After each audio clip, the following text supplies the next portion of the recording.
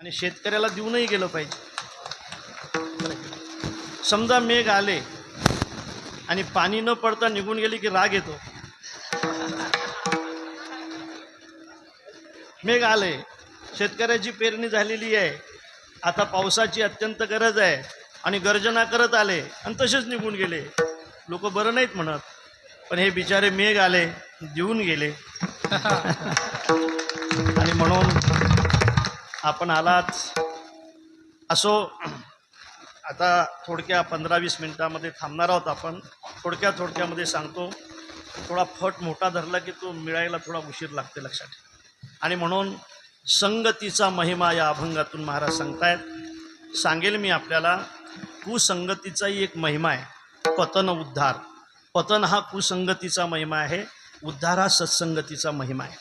आणि म्हणून कुसंगतीचा महिमा, कुसंगती ही फार वाईट आहे, त्याचा आपण विचार केला. दुसरी विसंगती आहे की जी प्रारब्धाने माणसाला भेटत असते.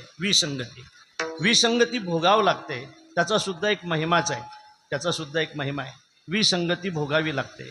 काय झालं बघा, एक भेटल्यानंतर मी त्याला विचारलं, का रे खूपच नाराज दिसतो रे, काय करतं म्हणे. गड्या हुंडा खूप भेटला पण फार डोकेदुखी भेटली म्हणे. डोकेदुखी म्हणजे नेमकं काय रे? काय करावं म्हणे राजा, उन्हाळ्याचे दिवस असले आणि आपण जर सरबत करून मागितलं की ती चहा करते म्हणे, आणि चहा करून मागितलं की सरबत करते. रडत होता बिचारा. मी त्याला एक सल्ला दिली, तुम्हाला जर ही सल्ला पाहिजे असेल तर तुम्ही घेऊ शकता. त्याला म्हटलं की सरबत मागितल्यावर काय करते म्हणे, चहा करते. चहा मागितल्यावर काय करते म्हणे, सरबत करते. मग असं करणं बोंग्या, रडतो कशाला? एक काम कर, ज्या वेळेला तुला सरबत लागत असेल त्यावेळेला चहा मागायचा, आणि चहा लागत असेल त्यावेळेला सरबत मागायचं. हे सगळं अनुभवाने तर नाही सांगत ना तुम्ही. प्रयोग सक्सेस झाला. थोडक्यात सांगतो. प्रयोग सक्सेस झाल्यानंतर काही दिवसाने त्याच्या वडिलाचं श्राद्ध आलं. तो म्हटला, हे बघ उद्या माझ्या वडिलाचं श्राद्ध आहे. म्हटले मग? जरा मोठ्याने बोलली.